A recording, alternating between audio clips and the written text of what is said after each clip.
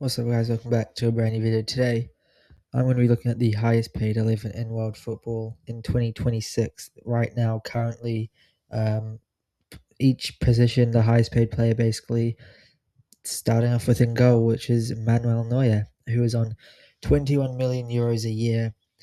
I mean, I honestly would have thought Donnarumma when I first researched this. Obviously, went from PSG to Man City, two very rich clubs. Would not be surprised at all if he was on massive wages.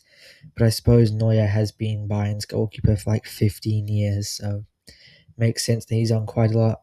But yeah, can't say he'll be on this much for many more years. So I'm guessing he'll retire in the next few years. Surely Bayern have other keepers. They've got a couple like Jonas Erbig and Alexander Nubel, perhaps, who they could play instead in a couple years. And left back Lucas Hernandez at PSG. I honestly thought his brother would earn more than him, to be honest. But yeah, at PSG, not a surprise. They also one of the clubs that pay a lot in wages. 18 million, one of the lowest yearly salaries in this list. To be fair, left back is a bit of a rogue position.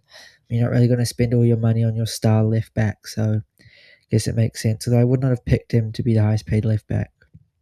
At centre back, earning a whopping double of what Lucas Hernandez earns, Kalidou Koulibaly at Al Hilal in the Saudi Pro League. A lot of these players are not surprised that he is a high earning centre back, although I'm surprised he's the highest earning centre back and earns this much more than every other defender. Like you'll see the next one, but he earns a solid 14 million more than every other defender, which is just crazy to me, to be honest. But yeah, I mean, if he's in the Saudi Pro League, it can't be that surprising, right?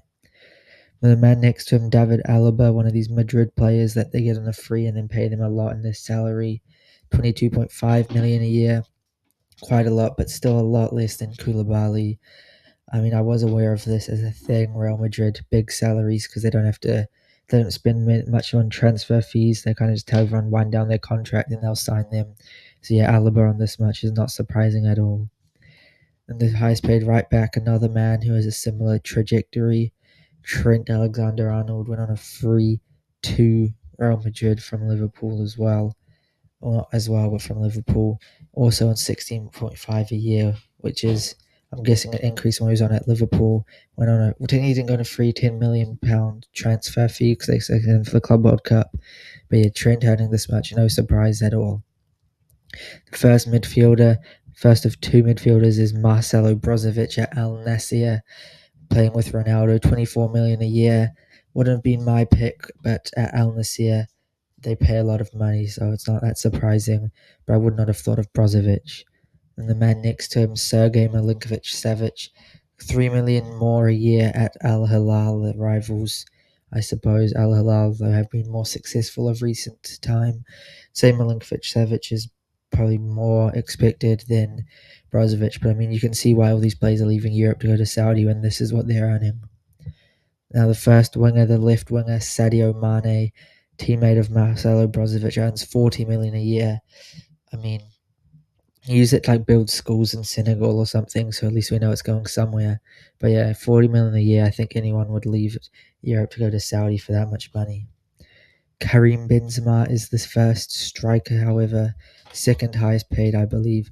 120 million a year is his new deal at Al Hilal. I believe he has just joined them like a month ago from Al Ittihad. So he's jumped ship to the more successful team, and he's earning 120 million a year, which is crazy. Like, there's two players in this list that are just so far ahead of everyone else. 120 million a year, that is mental. So especially for Benzema, that's definitely past it and isn't the biggest name. I mean, he's earning what 3 times what Mane earns. That is crazy. Now, probably the most expected one of this video, obviously, it is Cristiano Ronaldo, earns 208 million a year at Al Nassr.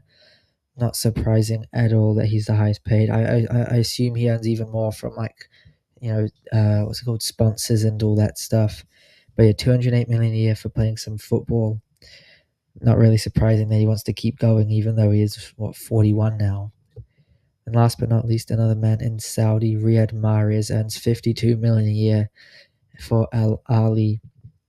I understand why he left Man City now if he's getting this in Saudi Arabia. Obviously, Al Ali, the first player of that team to be here, but they are one of the big four, I believe.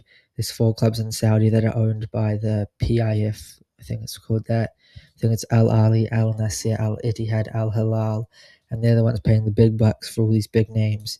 But yeah, that's the end of the video. Let me know if you enjoyed. Let me know if you found any of these surprising. And I'll see you next time. Goodbye.